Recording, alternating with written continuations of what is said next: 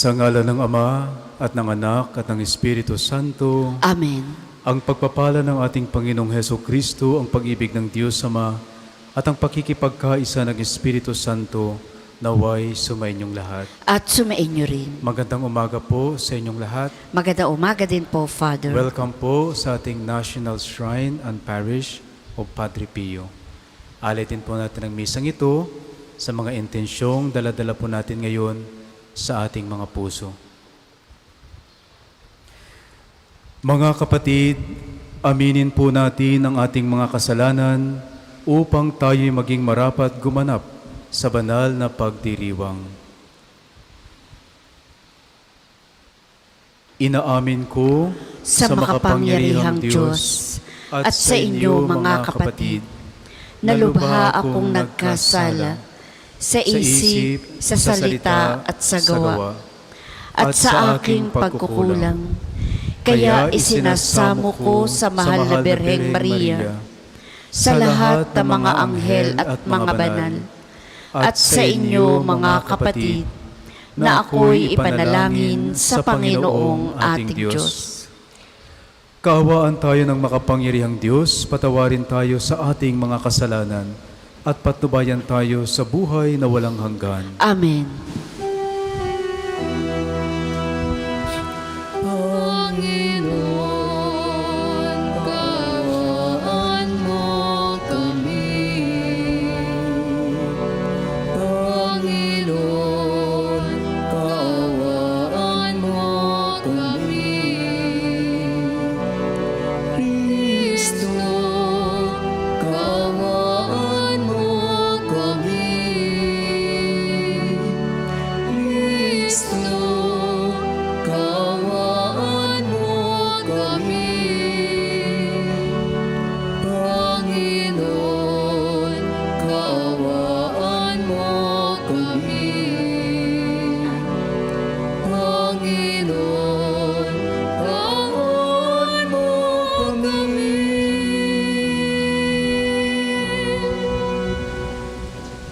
Manalangin tayo.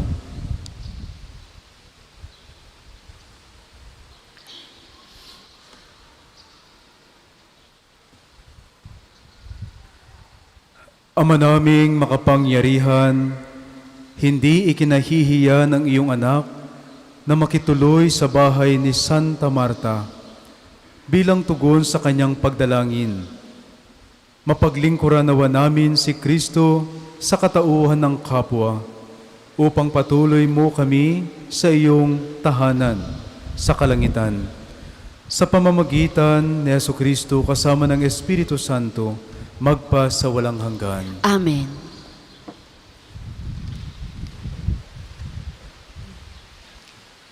Pagbasa mula sa unang sulat ni Apostol San Juan. Mga minamahal, mag-ibigan tayo sapagkat mula sa Diyos ang pag-ibig.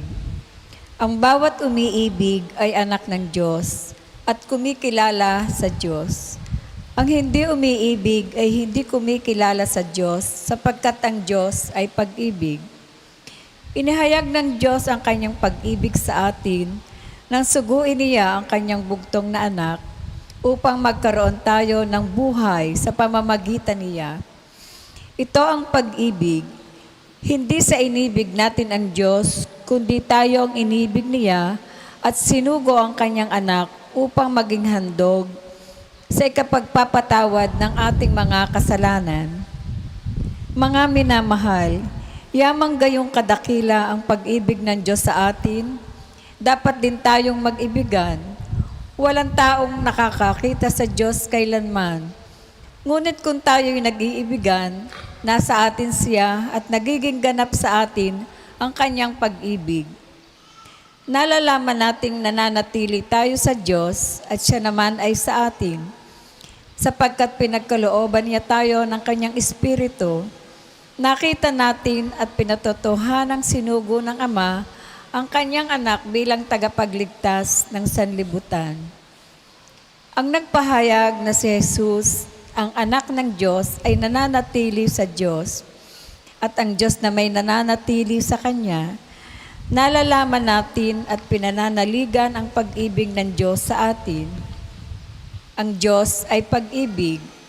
Ang nagpapatuloy na umiibig ay nananatili sa Diyos at nananatili naman sa Kanya ang Diyos. Ang salita ng Diyos. Salamat sa Diyos.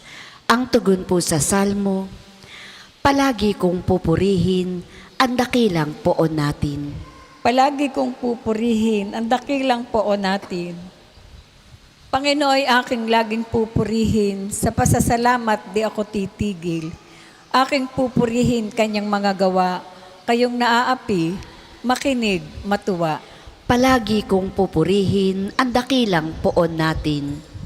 Ang pagkadakila niya ay ihayag at ang ngalan niya ay purihin ng lahat. Ang aking dalangin dininig ng Diyos na wala sa akin ang lahat ng takot. Palagi kong pupurihin ang dakilang poon natin. Naggalak ang aping umaas sa kanya, pagkat di nabigo ang pag-asa nila. Tumatawag sa Diyos ang walang pag-asa, sila iniligtas sa hirap at dusa. Palagi kong pupurihin ang dakilang poon natin. Anghel yaong bantay sa may takot sa Diyos, sa mga panganib sila'y kinukupkop. Ang galing ng poon hanaping masikap, yaong nagtiwala sa kanya't nagligtas, ay maituturing na taong mapalad. Palagi kong pupurihin ang dakilang poon natin. Matakot sa poon kayong kanyang bayan, nang makamtan ninyo ang lahat ng bagay. Kahit mga leon ay nagugutom din, sila'y nagkukulang sa hustong pagkain. Ngunit ang sinumang ang poon susundin, sa anumang bagay hindi kukulangin. Palagi kong pupurihin ang dakilang poon natin. Magsitayo po ang lahat.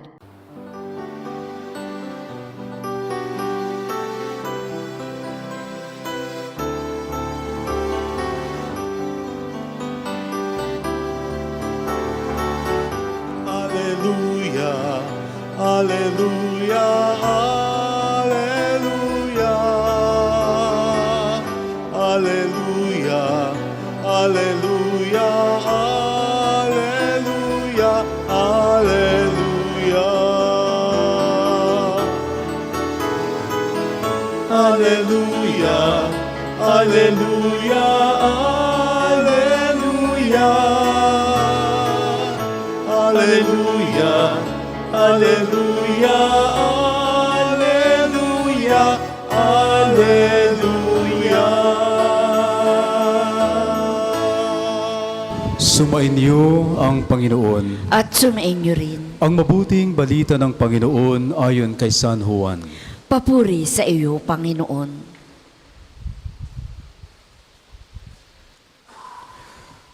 Noong panahong iyon, marami sa mga Hudyo ang dumalaw kina Marta at Maria upang sila'y aliwin.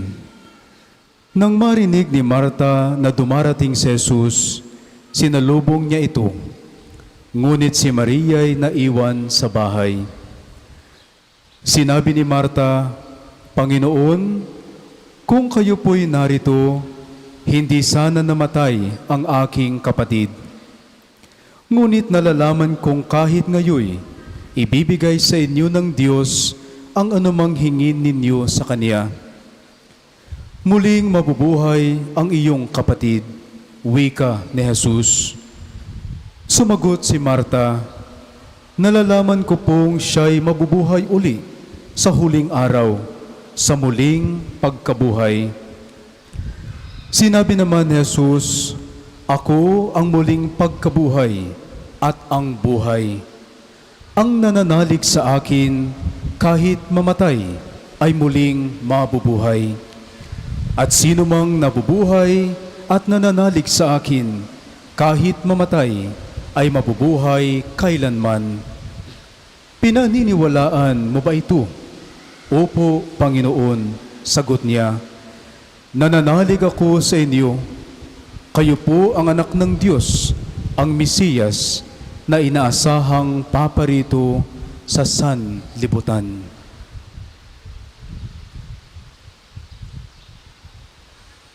Ang ang mabuting balita ng Panginoon. Pinupuri ka namin, Panginoong Hesukristo.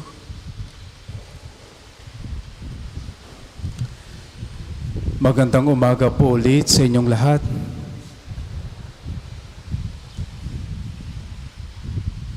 Si Kristo na pinatuloy sa tahanan ni na Marta, Maria at Lazaro ay siya ring Kristong nagpatuloy sa kanila sa kanyang tahanan sa buhay na walang hanggan.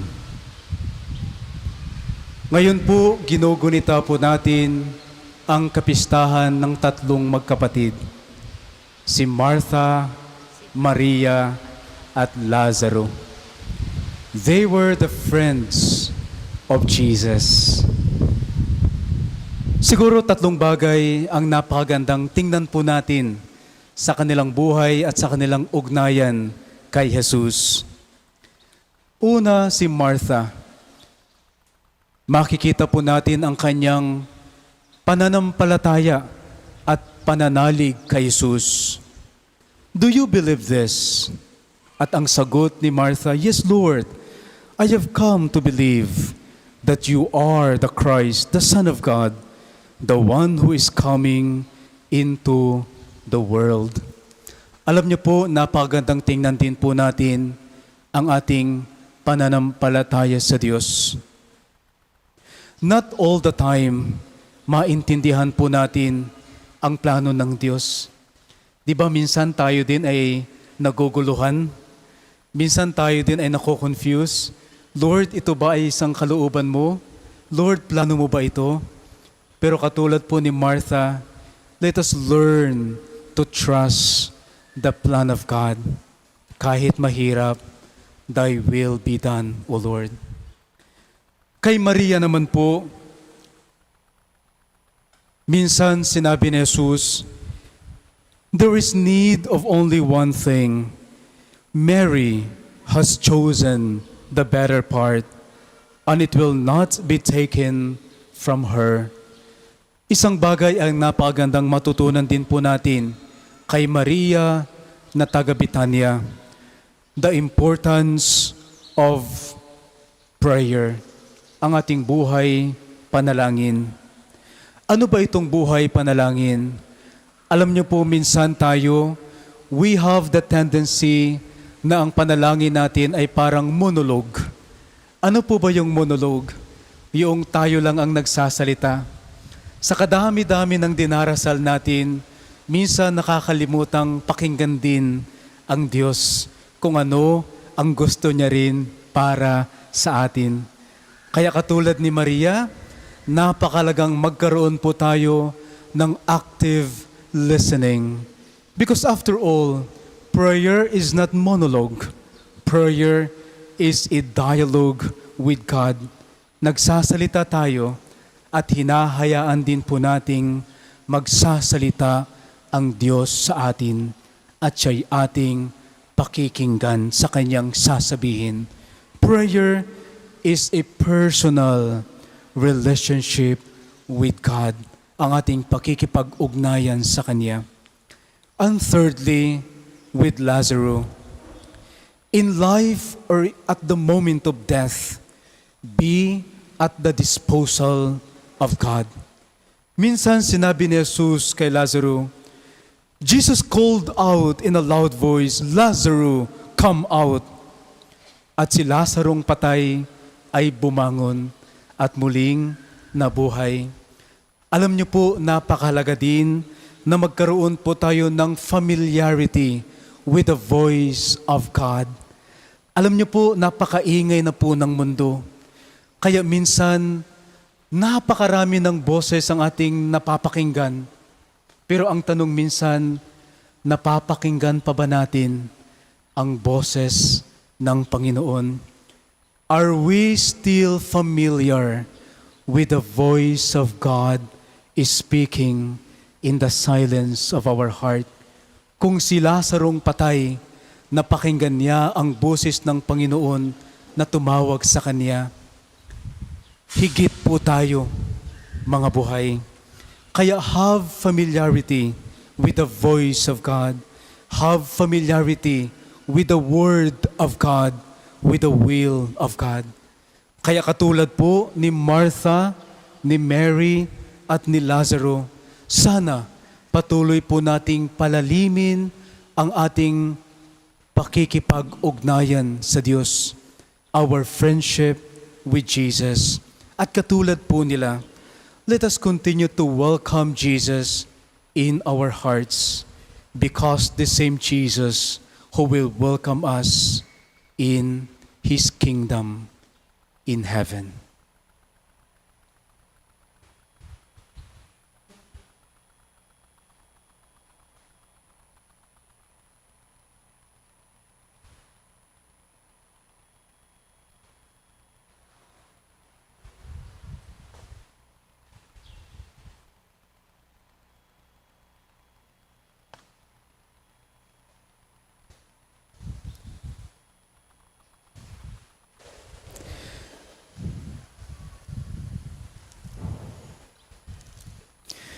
Bilang bayan ng Diyos, buong taimtim at tiyaga tayong dumadalangin sa ating Amang mapagmahal.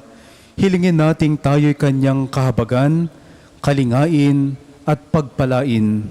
Ang ating pong itutugon, Panginoon, kaawaan mo kami't dinggin.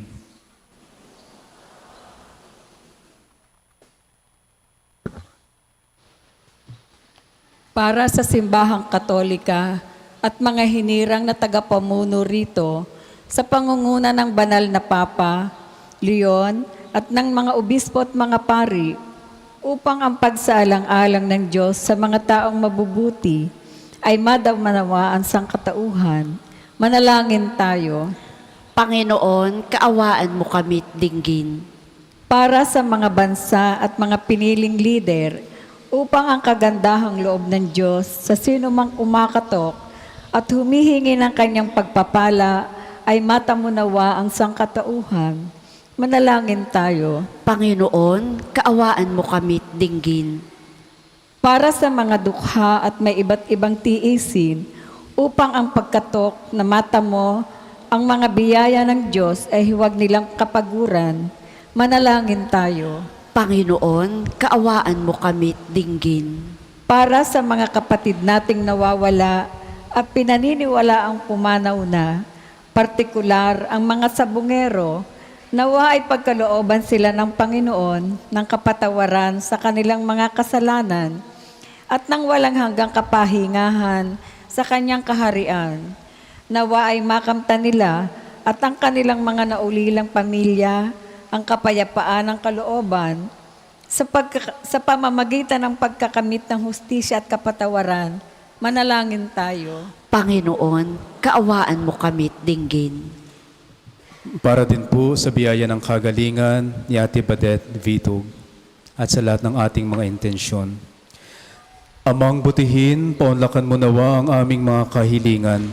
Ipagkaloob mo, lagi naming kaunahawan na makatagpo ka sa mga sakramento at gawang panalangin sa pamamagitan ng Jesucristong Panginoong nabubuhay at nagaharing kasama mo at ang Espiritu Santo magpa sa walang hanggan.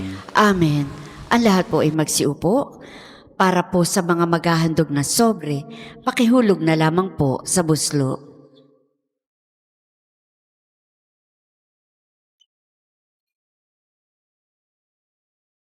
Handog namin sa iyo, Ama,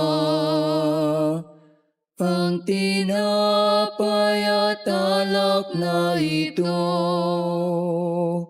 Handog ng bayang umasa, sumasamba't nagmamahal sa'yo. Handog namin sa iyo, Ama, ang tinapay at alak na ito. Handog ng bayang umasa, sumasamba't nagmamahal sa'yo. Magsitayo po ang lahat.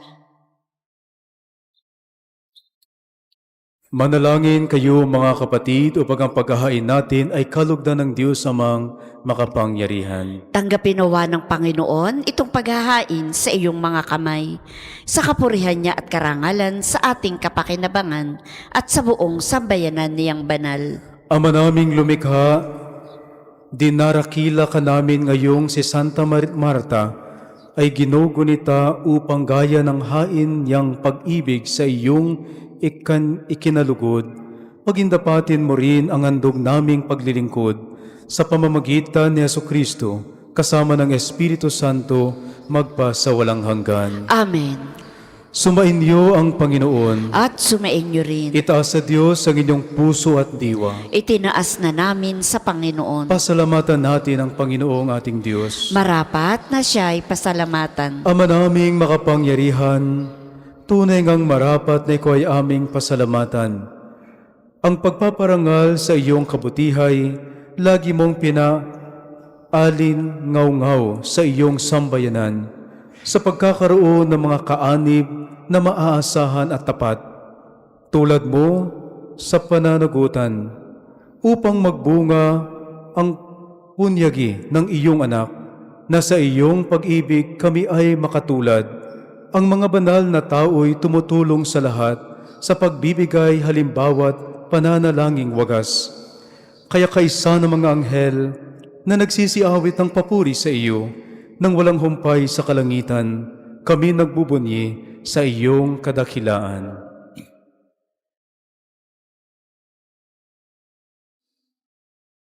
Santo, Santo, Santo, Panginoong Diyos ng mga hukbo, napupuno ang langit at lupa ng kadakilan mo. Hosana, Hosana sa kaitaasan, pinagpalang na paririto sa ngalan ng Panginoon. Hosana, Hosana sa kaitaasan.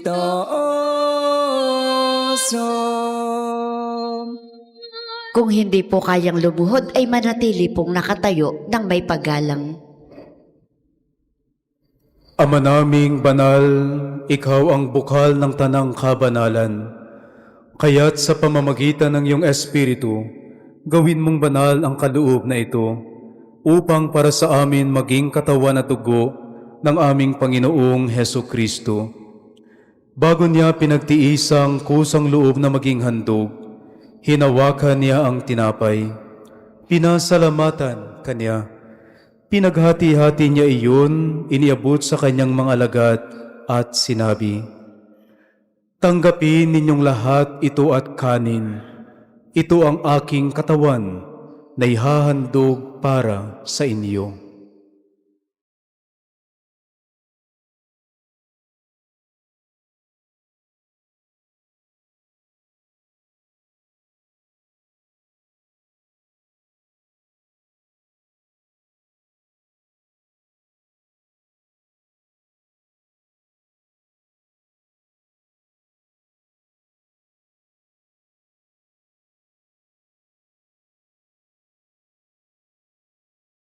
Gayon din naman noong matapos ang hapunan, hinawakan niya ang kalis, muli kanyang pinasalamatan. Iniabot niya ang kalis sa kanyang mga alagad at sinabi, "Tanggapin ninyong lahat ito at inumin. Ito ang kalis ng aking dugo, ng bago at walang hanggang tipan. Ang aking dugo na ibubuhos para sa inyo at para sa lahat, sa ikapagpapatawad ng mga kasalanan. Gawin ninyo ito sa pag-alala sa akin."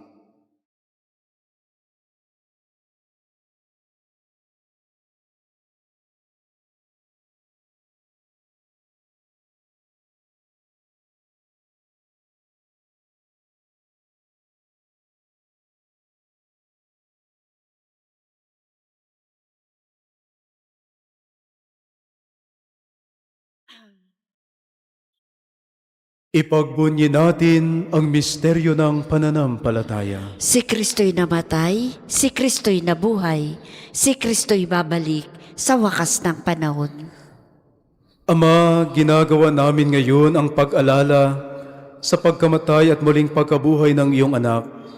Kaya't iniaalay namin sa iyo ang tinapay na nagbibigay buhay at ang kalis na nagkakaloob ng kaligtasan. Kami nagpapasalamat dahil kami yung minarapat na tumayo sa harap mo para maglingkod sa iyo. Isinasamo namin kaming magsasalo-salo sa katawan at tugon ni Kristo ay mabuklod sa pagkakaisa sa pamamagitan ng Espiritu Santo. Ama, lingapin mo ang iyong simbahang laganap sa buong daigdig. Puspusin mo kami sa pag-ibig, kaisa ni Leon na aming Papa, at ni Gilbert na aming obispo at ng tanang kaparian. Alalahanin mo rin ang mga kapatid naming nahimlay nang may pag-asang sila'y muling mabubuhay. Gayon din ang lahat ng mga pumanaw. Kaawaan mo sila at patuloyin sa iyong kaliwanagan. Kaawaan mo at paghindapating kaming lahat na makasalo sa iyong buhay na walang wakas.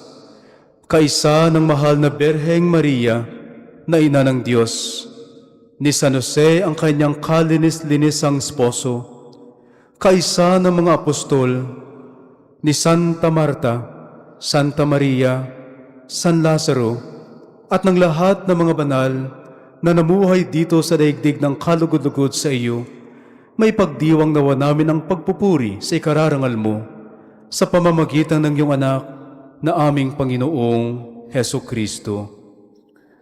Sa pamamagitan ni Kristo, kasama niya at sa Kanya, ang lahat ng parangal at papuri ay sa iyo, Diyos Amang makapangyarihan, kasama ng Espiritu Santo, magpa sa walang hanggan. Amen. Amen. Amen.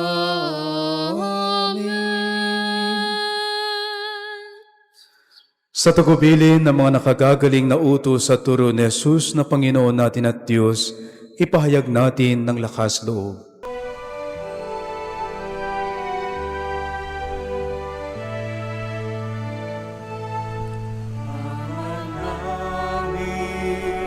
Sumasalangit ka, sambahin ang ngalan mo. Mapasa amin ang kaharian mo, sundin ang loob mo.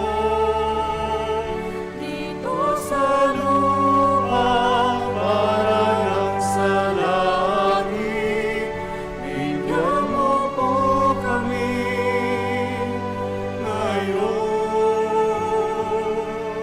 ng aming kakanin sa araw-araw at paglawarin mo kami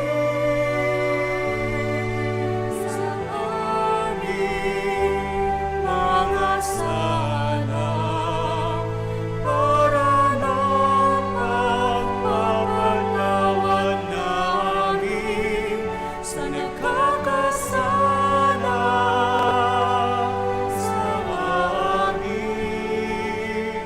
At huwag mo kami ipahintulot sa gusto,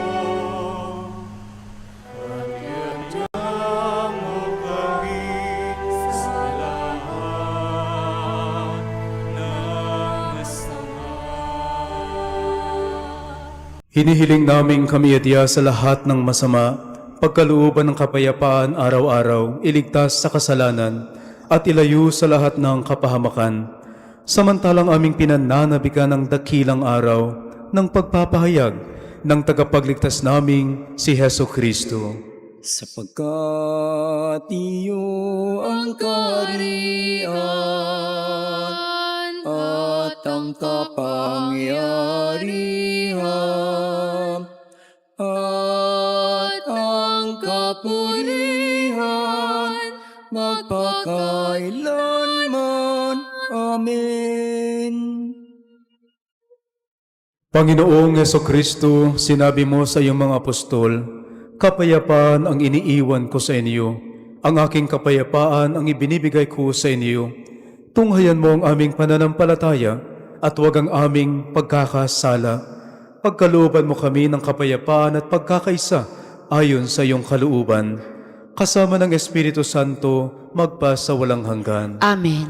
Ang kapayapaan ng Panginoon ay laging sumainyo. At sumainyo rin. Magbigayan po kayo ng kapayapaan sa isa't isa.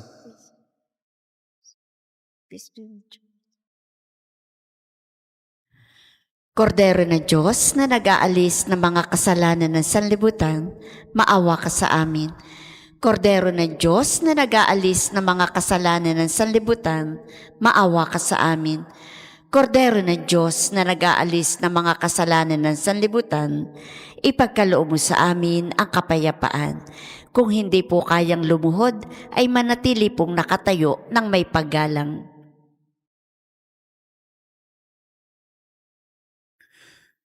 Ito ang kordero ng Diyos. Ito ang nag-aalis ng kasalanan ng sanlibutan. Mapalad ang mga inaanyayahan sa kanyang piging. Panginoon, hindi ako karapat-dapat na magpatuloy sa iyo. Ngunit sa isang salita mo lamang ay gagaling na ako.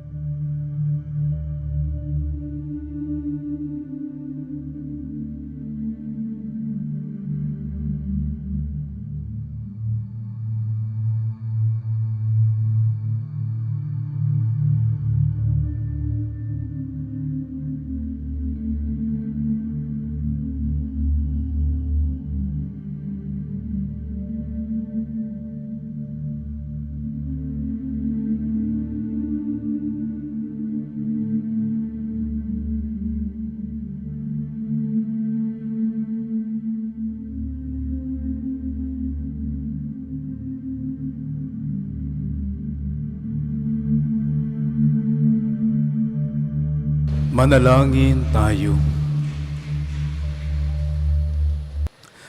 Ama naming mapagmahal, pakundangan sa katawat dugo ni Kristo na aming tinanggap, huwag mong ipaintulot na kami ay sa kasamaan masadlak. Sa halip, pakundangan kay Santa Martang Uliran, umunlad nawa kami sa pag-ibig na wagas araw-araw at makaharap nawa kami sa iyo sa langit kailanman. Sa pamamagitan ni Hesukristo, kasama ng Espiritu Santo, magpa sa walang hanggan. Amen.